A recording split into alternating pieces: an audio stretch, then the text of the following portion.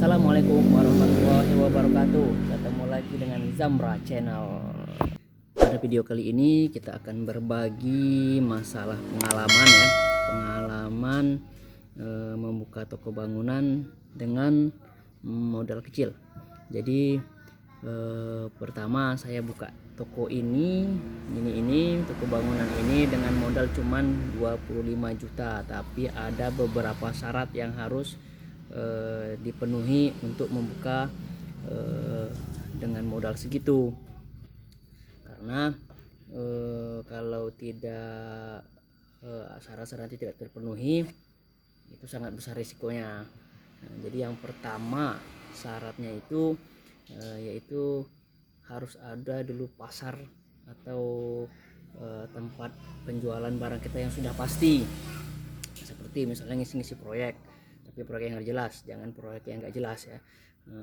Ngisi proyek terus sudah ada teman-teman yang bakal pasti untuk membeli barang ke kita.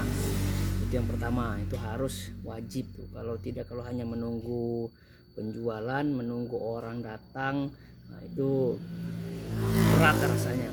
Apalagi kalau kondisi tokonya nyewa, wah sudah bingung. Yang kedua itu lokasi yang menentukan. Nah, lokasi itu karena nanti pengaruhnya sama sales. Karena kan kalau waktu pas pertama buka itu kita belum ada link sama sekali, belum ada punya kenalan sales, belum ada di mana barang bakal ngambil.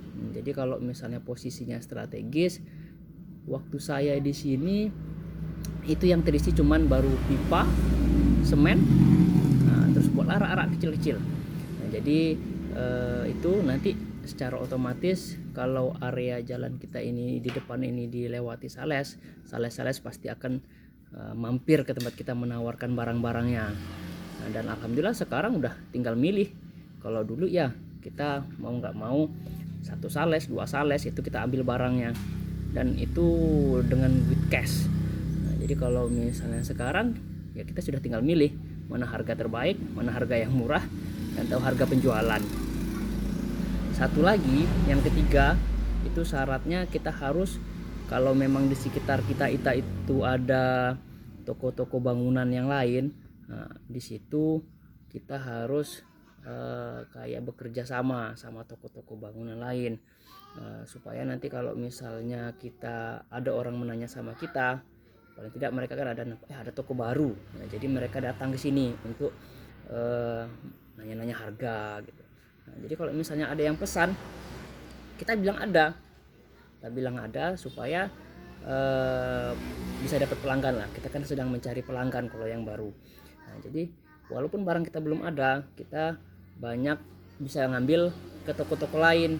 Makanya kalau toko-toko besar, toko-toko yang lengkap, nah itu kita coba untuk kerjasama, dan pertama kita buka, kita datangi, kita kunjungi, kita kenalkan diri dan niat kita seperti apa. Nah, jadi bukan untuk malah menjadi saingan sama mereka, tapi kerjasama sama mereka. Jadi kalau barang kita nggak ada, kita bisa ngambil ke barang toko bangunan lain. Nah, itu dia buat kerjasama. Mungkin itu 3 poin tadi yang sudah harus. Pertama, dan tekad, ikhtiar, berdoa. Nah, itu yang jangan ditinggalkan.